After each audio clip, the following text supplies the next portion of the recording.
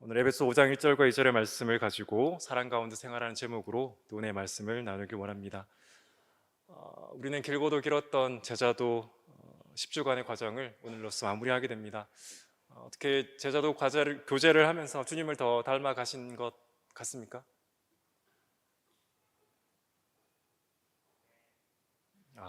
한 명 나왔습니다. 네, 감사합니다. 다 닮아가고 계시죠? 네, 억지로 제가 받는 것 같아서. 우리가 제자도 교제를 마무리하지만 우리의 평생의 삶은 예수님을 따라가는 제자의 삶입니다. 제가 이렇게 질문을 드리지만 사실 이 질문에 대한 대답은 우리 하나님 우리를 부르시기까지 계속해서 주님을 닮아가는 삶으로 또 살아가기를 우리가 소망해야 됩니다. 그러는 중에 오늘 마지막 결론적으로 또 사랑에 대한 주제를 함께 나누길 원합니다. 우리가 오늘 함께 읽은 에베소서 5장 2절의 말씀은 2절의 말씀에서 바울은 우리에게 사랑 가운데서 행하라라고 말합니다. 그런데 이 헬라어 문법으로 쓰인 이 사랑 가운데 행하라는 것은 현재형 그리고 명령형으로 쓰여졌습니다. 문법을 제가 말씀드리려고 하는 건 아니고요. 헬라어의 시제가 현재로 쓰였다는 것은 단순히 한 번에 우리에게 주어진 명령이 아니라 계속해서 오늘도 내일도 우리가 하나님께 가는 순간까지 계속해서 이 명령을 순종해야 함을 말하는 것입니다. 그래서 사랑 가운데 행하라는 이 말씀은 오늘 이 자리에서 우리가 사랑 가운데 행할 뿐 아니라 계속해서 내일도 모레도 하나님 우리를 부르는 그 순간까지 계속해서 우리가 사랑 가운데 행하며 살아갈 것을 우리에게 요청하는 것입니다. 그런데 우리가 이 말씀을 듣지만 우리가 어떻게 사랑 가운데 행할 수 있을까요? 사실 우리의 모습을 보면 우리에게 뭔가를 사랑 가운데 행할 능력이 없다는 것을 솔직한 고백으로 더 발견하게 될 것입니다. 우리는 사랑으로 하기보다는 우리의 유익이 무엇인지, 우리가 원하는 것이 무엇인지를 더 붙잡고 살아가려고 하는 것이 저와 여러분의 모습입니다. 그래서 우리는 오늘 말씀을 포함해서 성경이 우리에게 말하는 명령은 그 명령 이전에 우리가 그 명령을 어떻게 지킬 수 있는지에 대한 이유를 반드시 우리에게 말해줍니다. 우리가 왜 그 명령을 받았고 그 명령을 지킬 수 있는지에 대해 성경이 말하지 않고 우리에게 명령하지 않습니다.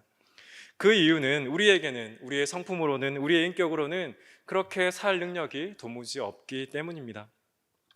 우리가 이미 나누었던 성령의 열매를 맺는 삶을 살펴본 갈라디아서 5장 16절도 동일한 맥락입니다. 내가 이르노니 너희는 성령을 따라 행하라 그리하면 육체의 욕심을 이루지 아니하니라. 이 말씀 동일하게 우리에게 말씀합니다. 우리가 아무리 육체의 욕심을 이루지 않으려고 해도 우리의 힘으로 되는 것이 아닙니다. 우리가 성령을 따라 행할 때야만 우리가 육체의 욕심이 아니라 성령의 열매를 맺으며 살아가게 되는 것입니다. 그러므로 사랑 가운데서 행하라는 이 명령은, 이 하나님의 말씀은, 그리고 이 말씀을 우리가 순종할 수 있는 것은 우리가 이미 예수 그리스도를 나의 구주로 만났기 때문이고, 동시에 성령 하나님께서 지금도 저와 여러분의 마음 가운데 내주하고 계시기 때문에 그 말씀을 들을 수 있고 그 말씀대로 살아갈 수 있는 것입니다. 그래서 오늘의 이 말씀은 세상의 수많은 교훈들 중에 하나가 아닙니다. 하나님을 알지 못하고 하나님 예수 그리스도를 나의 구주로 영접하지 못하면, 그래서 성령 하나님이 그의 마음 가운데 내주하지 않으면 이 명령은 결코 순종할 수 없습니다. 그래서 우리 성경에서 마주하는 명령을 대할 때마다, 오늘의 본문 가운데 사랑 가운데 생활하는 이 명령을 대할 때마다 우리는 분명히 기억해야 합니다. 우리의 결단이나 우리의 순종이나 우리의 어떠한 의무로 인해서 이 명령을 지킬 수 있는 존재들이 아니라는 것을 우리는 먼저 알아야 합니다. 예수 그리스도를 만난 자가, 그리고 오늘도 그 하나님과 인격적으로 교제하는 자가 성령 하나님께서 도우실 때에만 우리가 순종할 수 있고 사랑 가운데 살아갈 수 있다는 것입니다. 그리고 동시에 우리는 오늘의 말씀을 통해 그래서 우리의 오늘의 신분이 어떤 자인지를 알아가야 합니다. 왜입니까? 우리가 어떤 자인지를 스스로 알아갈 때 우리는 그 신분에 걸맞게 살아가게 될 것입니다. 에베소서 4장 32절, 우리가 읽진 않았지만 5장 1절의 바로 앞절입니다. 에베소 4장 32절은 이렇게 마무리됩니다. 하나님께서 그리스도 안에서 당신을 용서하신 것 같이.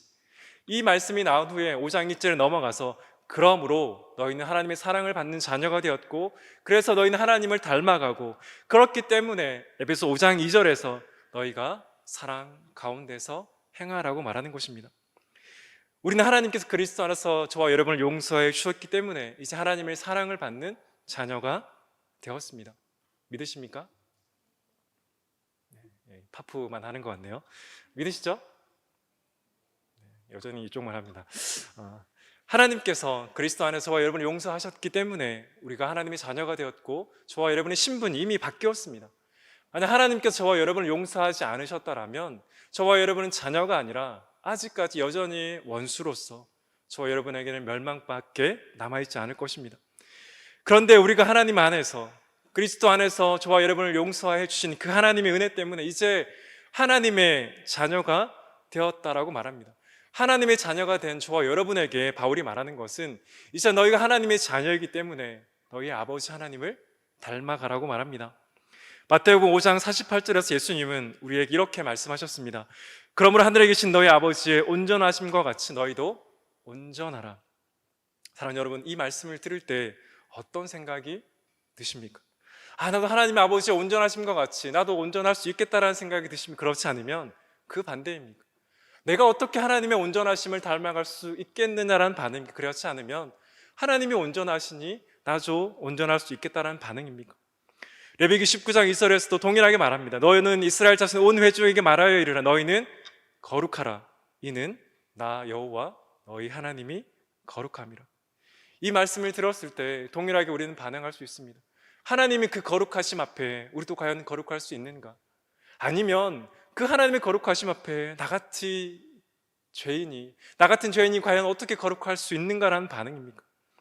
이 신약성경과 구약성경에 나오는 이 명령은 우리가 도무지 지킬 수 없는 명령처럼 보이는 것이 사실입니다. 그런데 그럼에도 왜 성경은 우리에게 이렇게 분명하게 말하는 것일까요? 성경 우리에게 분명하게 말합니다. 하늘의 아버지의 온전하심과 같이 너희도 온전하라. 하나님 아버지의 거룩하심과 같이 너희도 거룩하라고 분명하게 말합니다. 돌려서 말하는 것이 아니라 분명하게 저와 여러분에게 오늘도 말하고 있습니다. 그런 하나님은 하나님의 자녀가 아닌 자들에게, 하나님의 백성이 아닌 자들에게 온전함과 거룩함을 요청하지 않습니다. 그들은 들을 수 없을 뿐 아니라 지킬 수도 없습니다. 그러나 저와 여러분은 그렇지 않습니다. 물론 말씀드리는 것처럼 우리의 모습을 보면 과연 우리가 그 명령을 지킬 수 있는지, 과연 우리가 온전할 수 있는지, 거룩할 수 있는지를 생각해 볼 수밖에 없는 것이 우리의 모습이긴 합니다. 게리 토마스라는 작가는 거룩의 영성이라는 책에서 우리의 이러한 솔직한 고백에 대해 이렇게 말합니다.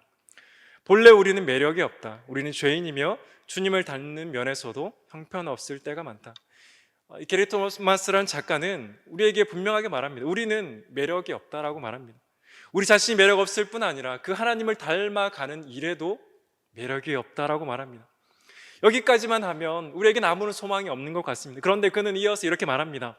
그러나 하나님이 우리를 통해 일하시고 우리를 통해 빛을 발하시면 그분의 자비로운 변화로 우리의 최악의 성향을 이겨내게 하시며 거기에서 다른 매력이 나온다. 본래 매력이 없는 우리는 하나님을 닮아가는 일에도 매력이 없는 것이 사실입니다.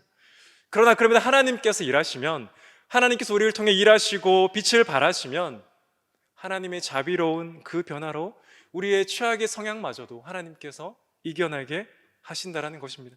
그리고 이를 통해 저와 여러분에게서 이전에 발견하지 못했던 새로운 매력이 나오고 그것을 통해 저와 여러분이 변화된다라는 사실입니다. 우리가 하나님을 닮아간다고 말하지만 사실 이것조차도 하나님께서 하시는 것입니다.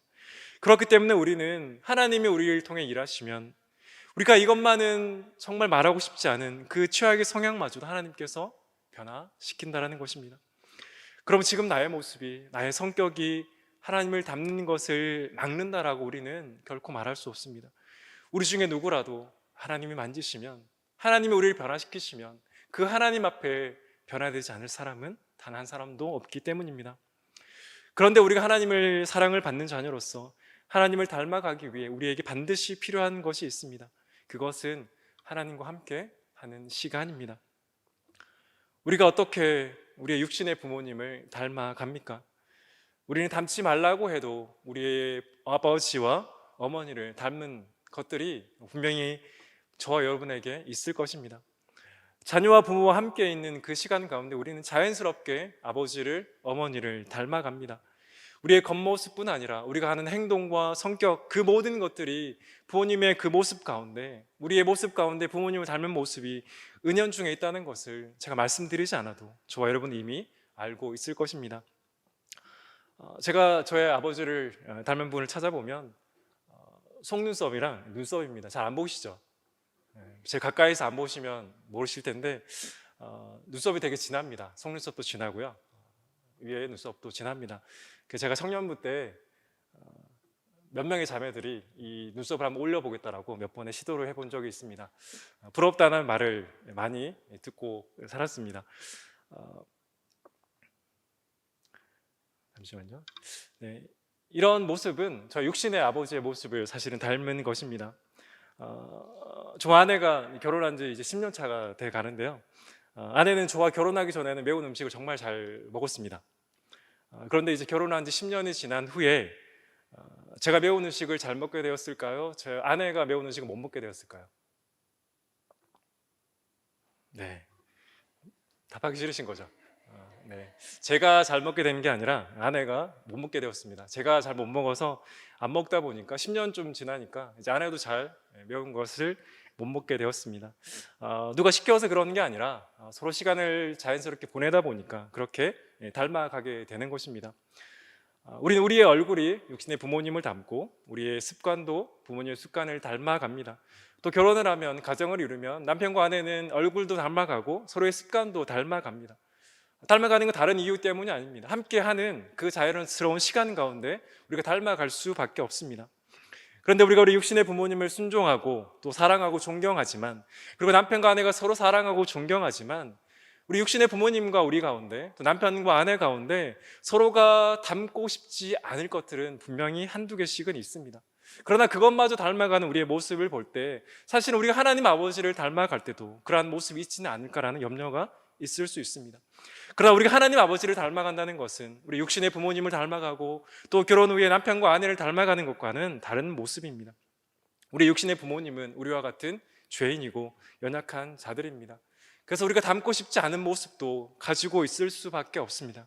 그러나 우리 아버지 되신 하나님은 완전하신 분이기에 우리가 닮지 말아야 할 것은 단 하나도 없습니다. 야고보서 1장 17절에서 야고보 사도는 그래서 이렇게 말합니다.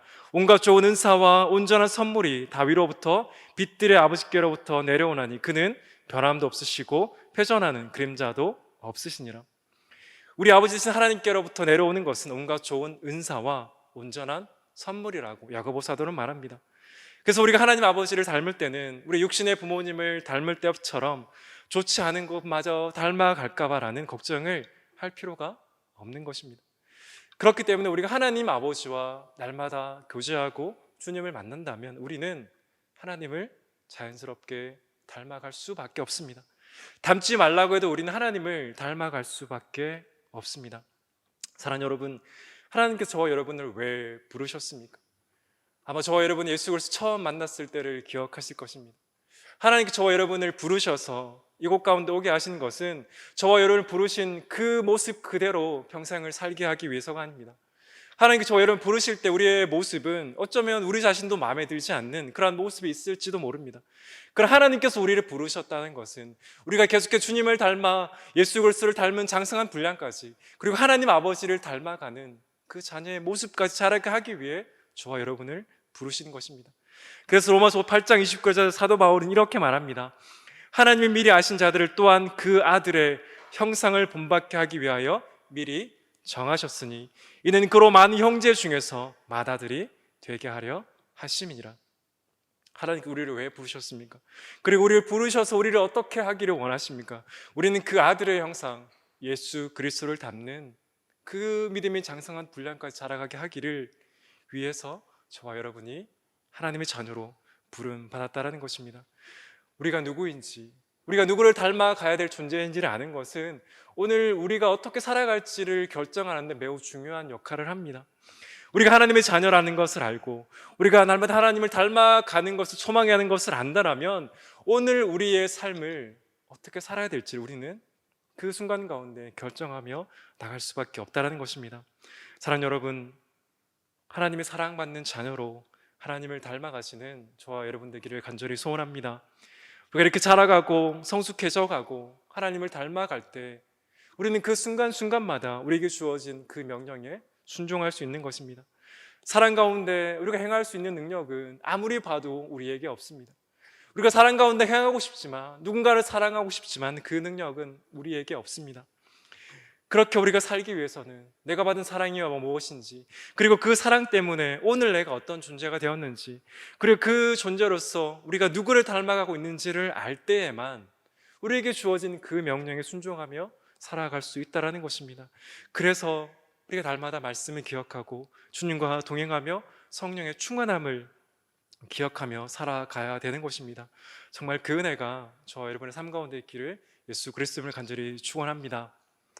이처럼 우리가 오늘 우리에게 주어진 이 사랑 가운데 생활한 명령을 행하기 전에 우리가 받은 사랑이 어떠한지, 그리고 그 사랑으로 우리가 오늘 어떤 존재인지가 되었는지를 살펴보았습니다. 말씀드린 것처럼 우리가 받은 사랑을 알지 못하라면, 그리고 그 사랑으로 우리가 어떤 존재인지를 알지 못한다라면 우리에게 주어지는 명령은 기쁨이 아니라 짐이 될 뿐입니다. 그래서 우리는 평생에 우리가 받은 사랑을, 그리고 그 사랑 때문에 우리가 누구인지를 계속해서 알아가야 합니다. 그리고 우리가 그런 존재가 된지를 우리가 말한 후에야 사도 바울은 이제 에베소서 5장 2절에서 우리에게 이렇게 말합니다. 우리 다시 한번 우리 5장 2절의 말씀을 한 목소리로 읽어보도록 하겠습니다. 시작. 그리스도께서 너희를 사랑하신 것 같이 너희도 사랑 가운데서 행하라. 그는 우리를 위하여 자신을 버리사 향기로운 제물과 희생 제물로 하나님께 드리셨느니라. 아멘. 2절의 말씀의 한글의 번역은 그리스도께서 너희를 사랑하신 것 같이 너희도 사랑 가운데서 행하라라는 그 구조로 나옵니다. 그런 헬라어 원어를 보면, 헬라 원어에 갖게 번역된 NASB 영어 성경 번역을 보면 순서가 바뀌어 있습니다. 사랑 가운데서 행하라는 말이 먼저 나오고, 그 이후에 예수 그리스도께서 우리를 사랑하시고 우리를 위해 자신을 내어준 것 같이 너희도 사랑하라는 구조로 나옵니다. 사도 바울이 우리에게 이렇게 말하는 이유는, 우리가 사랑 가운데 행할 수 있는 그 능력은, 우리가 사랑 가운데 살아가면서 우리가 바라보아야 할 그 궁극적인 본이 저와 여러분을 위해 사랑하시고 저와 여러분을 위해 자신을 내어주신 그 예수 그리스도의 사랑 가운데 있다라는 것입니다. 우리가 그 사랑을 알 때 우리도 오늘 사랑 가운데 살아갈 수 있을 것입니다. 물론 우리는 우리를 사랑하셔서 우리 위해 자신을 내어주시기까지 그 사랑의 모습을 오늘 당장 실천하며 살아갈 수는 없습니다. 우리가 예수님 믿는다고 해서 자신의 목숨을 누군가를 위해서 버릴 수는 없습니다. 우린 처음부터 그렇게 할 수 없고 지금도 우리가 그렇게 할 수 없어도 괜찮습니다. 그러나 우리가 분명한 것은 그 사랑을 알아가면 알아갈수록, 그 사랑을 정말 우리가 느끼면 느낄수록, 누리면 누릴수록 우리는 그 주님께서 우리를 위해서 내어주신 그 사랑의 자리까지 나아가게 된다는 것입니다. 우린 여기에서 거룩이라는 책을 쓴 J.C. 라일의 책에서 하나님의 자녀가 어떻게 자신의 삶으로 거룩을 나타내야 되는지에 대한 그의 나눔을 잠시 나누기 원합니다. 그는 이렇게 말합니다. 하나님 아버지를 닮지 않은 사람이 스스로 하나님의 자녀라 말해봐야 헛되는 것입니다. 삶으로 자신이 어느 가문 사람인지 나타낼 수 있어야 합니다. 사람들이 우리의 착한 행실을 통해 우리가 거룩한 하나님의 자녀라는 것을 알 수 있어야 합니다. 그렇지 않으면 우리의 자녀됨은 공허한 일은 뿐입니다. 우리가 이 앞에서 나눈 것처럼, 그리고 우리가 고백하는 것처럼 우리는 하나님의 자녀입니다. 제가 여러분에게 물어보는 것처럼 우리 하나님의 자녀가 맞습니다. 하나님의 자녀가 부모님을 닮아가는 것처럼, 우리 육신의 자녀가 부모님을 닮아가는 것처럼 하나님의 자녀된 우리가 하나님을 닮아가야 합니다. 그런데 우리가 하나님의 자녀라고 말하면서, 하나님을 닮아간다라고 말하면서 우리의 삶 가운데, 그리고 세상이 과연 우리가 하나님의 자녀라는 것을 어떻게 알 수 있습니까? 하나님을 알지 못하는 이들이 과연 저와 여러분이 하나님을 닮아가고 있다는 것을 과연 세상이 어떻게 알 수 있습니까? 세상이 저와 여러분이 하나님의 자녀라는 것, 그리고 저와 여러분이 하나님을 닮아간다는 것은 오직 저와 여러분의 삶을 통해 알 뿐입니다. 저와 여러분 말씀에 순종하여 살아가는 착한 행실을 통해 알 뿐입니다. 물론 이 말씀이 저와 여러분이 완벽하게 그 말씀의 모든 것을 지키며 살아가야만 세상이 저와 여러분 하나님의 자녀라는 것을 안다라는 것이 아닙니다. 우리는 실패할 수 있고 우리는 연약할 수 있습니다. 우리 자신이 스스로 너무 잘 압니다. 그러나 그럼에도 우리가 하나님의 자녀이기 때문에, 하나님의 자녀를 닮아가기 때문에 그 말씀에 순종하며 살아갈 때에 세상이 저와 여러분이 무엇이 달라도 다르구나, 저 사람이 하나님의 자녀라고 말하는데 저 사람이 정말 하나님의 자녀가 맞구나라고 세상이 우리를 통해 고백하게 된다는 것입니다. 사랑하는 여러분, 우리는 우리의 믿음의 분량만큼 누군가를 사랑할 수 있습니다. 제가 지난주 저희 여호수아 리더들과 함께 나누면서 나눴지만 우리 지금 우리의 모습으로 자기 아들을 죽인 원수를 자신의 양자로 삼은 손양은 목사님처럼 목사님의 모습과 같이 우리는 사랑할 수 없습니다. 당장 우리의 모습은 옆에 있는 누군가의 지체가 우리에게 하는 그 말 한마디도 용서하지 못하는 것이 우리의 모습일 수 있습니다. 그래서 제가 손양한 목사님을 말씀드리고 싶은 것은 손양한 목사님이 대단하다라는 것을 말씀드리고 싶은 것이 아닙니다. 손양한 목사님께서 어떻게 자기 아들을 죽인 그 원수를 자신의 양자로 입양할 수 있었습니까? 목사님의 결단과 목사님의 사랑과 목사님의 경험 때문일까요? 저는 그렇게 생각하지 않습니다.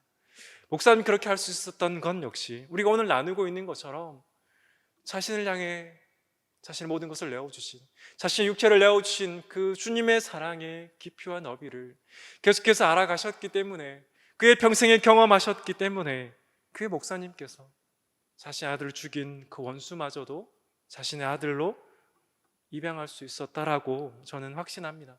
주님께서 그 목사님을 빚어가셨기에 목사님께서 그렇게 사랑의 모습을 보여줄 수 있었던 것입니다. 사랑하는 여러분, 오늘 성경 우리에게 분명히 말합니다. 사랑 가운데서 행하라. 그러나 이 명령에 대한 우리의 순종은 우리의 믿음의 수준에 따라 달라질 것입니다.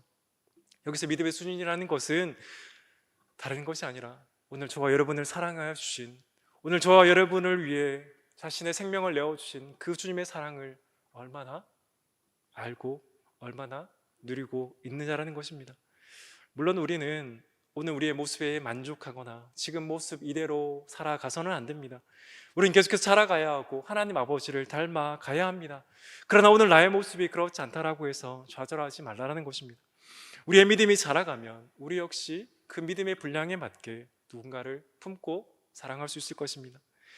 우리는 오늘 10주간의 제자도 교제를 마무리하면서 사랑이라는 주제를 나누고 있습니다.